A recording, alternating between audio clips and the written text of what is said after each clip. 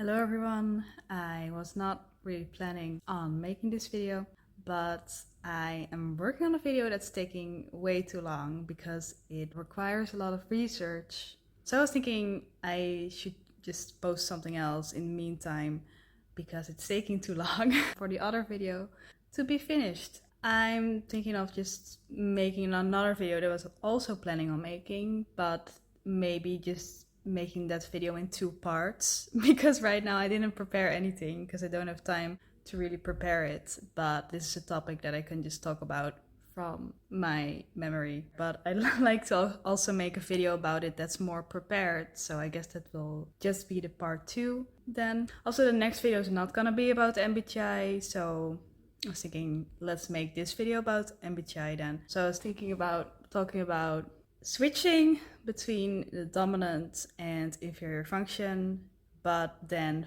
like being focused on my own type, being focused on INFJ, because of course that's what I have experience with. So switching between the dominant function of the INFJ, which is introverted intuition, and the inferior function, which is extroverted sensing. I know I talked about extroverted sensing a lot lately, so I hope that it's not boring, but I was thinking that at least it's better if I post a video. I promise I won't. I'll also talk about other things, but right now I am practicing this a lot, so I can talk about it relatively easily. I made a video a while ago about extroverted sensing and like why it's useful for INFJs and all that. And in that video I mentioned something like, if you learn to use extroverted sensing as an INFJ, you can actually have more energy to do things. There's a lot of ways that you can use extroverted sensing, right? The only thing that it really is just being focused on the world around you in the moment and using your senses. But you can use that for many things, right? So if you do something that basically requires extroverted sensing, and then you also know how to access this function in your brain, then you don't lose a lot of energy while you're doing that thing that you wanted to do. And I think at least what I experienced a lot in my life is that I had to do extroverted sensing related tasks, right? I had to do things that technically require extroverted sensing, but I didn't really know how to access extroverted sensing very well. Like, I could access extrovert feeling, but I couldn't really access extrovert sensing very well, which results in what happens is you try to do an extrovert sensing related task, which is a lot of things. What happens is that you fail and you get tired. So I think this can be a problem for any INFJ who is like very introverted. And then if you learn how to access extrovert sensing better, then you can basically switch it on when you want to switch it on, when you need to switch it on, and just stop focusing on introverted intuition all the time. Of course, intuition is more about reflecting, understanding. It's more about thinking about, what am I doing? What's the meaning of what I'm doing? But sometimes understanding what you're doing is not what you're supposed to be doing. You're supposed to be active, you're supposed to be paying attention, right?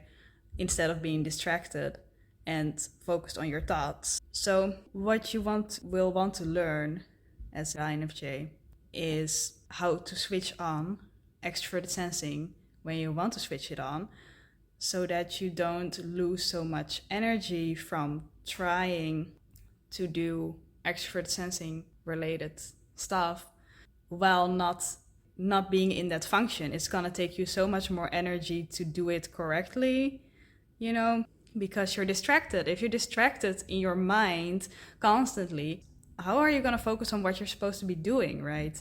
How are you gonna focus on the things that are right in front of you? How are you gonna focus on your senses when you're not focused on your senses, but on your thoughts? So then it's just gonna take more effort to do the thing that you wanted to do correctly. And the sensing information that you're basically getting from your environment is going to feel really annoying to you, because whenever you try to use introverted intuition doesn't like to receive a lot of sensory information, because then it can't really concentrate, it can't really focus. So intuition tries to get insights, right? Intuitive insights, and it can't search for those insights when it's too distracted by sensory information.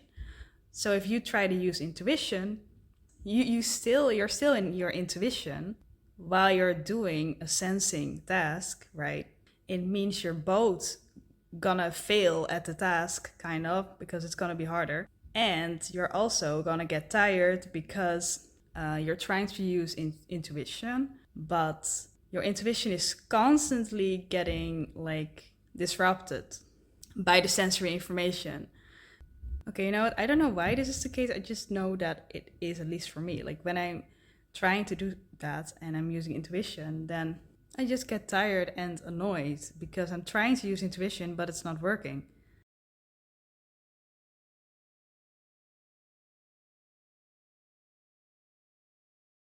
But when I'm actually managed to use sensing, to be in sensing, I don't feel as tired, you know? And if you manage to do that, you're also going to be better at actually executing the task because you're focused on it and you're not focused on intuition, right? Of course, intuition is useful for other things like planning and stuff. But anyhow, I wanted to talk about this also from kind of the general view of like, what does it mean to switch between your dominant and inferior function? And what does it mean in terms of energy? Because in the other video I made, I feel like some people were kind of confused about how that even makes sense, that like how I said that you could get energy from using sensing, but at the same time you have limited energy to use it. So I guess I should try to explain it a bit more clearly. What I really mean is that, say you're supposed to use NITI for 60% of the time, or maybe 70% of the time, and you're supposed to use FESC for like 30% of the time. This is just a random guess. I have no idea how it works in terms of percentages. You're just supposed to use intuition more than sensing. And if you try to use sensing more, it's not gonna work because that's not inside, that's not in the capacity of your brain, you know, as an INFJ. So what could happen, okay, imagine this. You are an INFJ who is using intuition not 60% of the time, but you're using it 80% of the time. That means that you still have the capacity to use sensing more than you're actually using it right now. And in that case, what I was trying to say is that if that's the case, that you actually don't use sensing enough, then if you actually manage to access extrovert sensing more often, then you could actually feel like less tired and have more energy, because what you're doing is basically, when you're doing something extrovert sensing related, you are switching on sensing, you're switching on SE, which means you are completely receptive to sensory information. Whereas when you switch on NI, you're not really receptive to it. Why? Because it disrupts NI, you know? So when you manage to switch on SE, you're completely receptive to it, which means you don't lose energy from it in that moment. And technically speaking, you also kind of gain energy from it because it's fun. You feel energized from doing that task, because if you're in extrovert sensing, if you're using the function and you're also doing a task that's related to it as well, you get energy. That's just how it works. And I'm not sure necessarily why, but that's just what happens. When you're in NI and you do an NI related task, you also gain energy because you're in intuition and it's comfortable. And imagine an ESFP or an ESTP. They are constantly in sensing. If you force them to do an intuition task while they are in sensing, they're gonna be tired. they're gonna get tired. It's the same thing, but it's the other way around, you know. If you force them to do an introvert intuition related task while they're still in extrovert sensing, they're not gonna be great at it and they're gonna get tired. It's the same thing. So that's why I think it's very useful as an INFJ or as anyone, like anyone, to learn how to access their inferior function when they want to.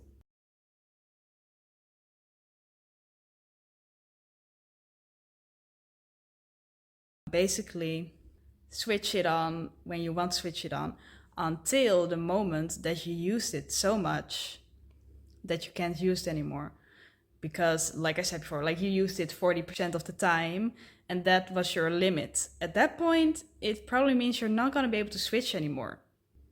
But you still need to get to that point. It's possible that you're not using it enough. In that case, if you manage to switch, you could actually stay in it for a long time, you know, stay in extrovert sensing or like stay in your inferior function, whatever your inferior function is. I think in practice, if you're going to switch between functions, it's probably going to be the hardest to switch between your dominant and inferior function because it's so far away from each other and because you are so comfortable with your dominant function and because your inferior function is the opposite of it and because you probably also associate your identity with your dominant function. So your inferior function might sometimes feel like it's very different from you and from how you see yourself. So I think it can be the most difficult. Like, for example, for me as an INFJ, switching between extrovert feeling and introvert thinking is very easy, you know, and it's a lot easier, at least in my experience. Anyhow, so I just want to clarify that a little bit. I'm not trying to say that if you, for example, as an INFJ, if you managed to use extroverted sensing a lot during the day, right, that at the end of the day you're gonna feel completely energized, you know, that's not how it works. It's just that I think you're gonna feel less tired at the end of the day than if you, for example, had to do extrovert sensing stuff, but you weren't able to switch to that function like very often. Then I think you're gonna be more tired than if you manage to actually switch to it. I still think that at the end of the day, you're still gonna be tired because there's also this thing where I think the switching itself also costs energy. Because I was wondering, like, how does this even work? Like, I feel more energized after I use extroverted sensing. I feel more energized, right? While I'm using it, I feel energized. I feel like I'm gaining energy. But when I go back to introverted intuition again, I'm still pretty tired. And I was thinking, where does this feeling of being tired actually come from? And I think that actually the switching itself costs energy. So I didn't really realize that before, but I think it does. I think that when you switch between your dominant and inferior function, it actually costs you energy. Like switching back doesn't, I think, because it's your dominant function. So it doesn't cost you any effort to use it. It's your main thing. But then, at least in my experience, you know, I think switching to extrovert sensing actually costs energy, which means that when you are switching, you are spending energy, but then when you are in extrovert sensing, you are actually recharging your energy again. I know it might sound really confusing. To me, it makes sense, but maybe I can't add any drawing in this video because that's gonna cost too much time, but maybe I'll add a drawing or something in the part 2 video. When you think about it, it kind of adds up to 0 in a way. Of course, it's more complicated than that, but technically speaking, you switch and it costs energy. But then the longer you manage to stay in it without accidentally switching back to introvert intuition, then you are technically recharging your energy again until you switch back to introvert intuition, maybe by accident, and you have to switch back to extrovert sensing again. And it costs you even more energy to switch. And then you're recharging your energy again. So technically, it just depends. You might still lose a bit of energy, but I think that you would lose more energy if you never switched, because, like I said, it adds up to 0 because you're like losing and then you're recharging. So it adds up to 0. But if you never switch, you're only losing energy. You're constantly losing energy because you are trying to use sensing when you are in intuition. So I think that technically speaking, it doesn't really gain you energy. It just kind of adds up to 0 and it makes you less tired to use SE more. It just meant that it's better, it just meant that it's better than not using it. You're just better off in terms of energy. So I guess this is part 1. I'll see if I can add anything for part 2 later. Thank you for watching, and I hope to see you next time. Goodbye.